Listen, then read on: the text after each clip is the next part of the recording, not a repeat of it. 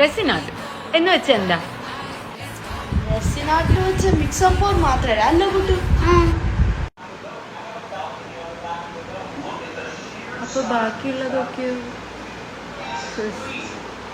எந்த வேலையும் செஞ்சு பார்த்தா தான் கஷ்டம் தெரியும். இந்த வெட்டி அதிகாரம் வீராப்பு பேச்செல்லாம் என்கிட்ட வேணாம். കറക്റ്റ്.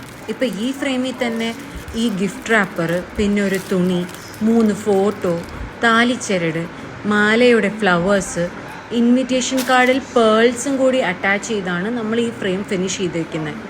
ഇപ്പം ഇനി പറയുമോ ഇതും കണ്ടിട്ട് നിങ്ങൾ റെസിൻ ആർട്ട് വെറും മിക്സ് ആൻഡ് പോർ മാത്രമാണെന്ന്?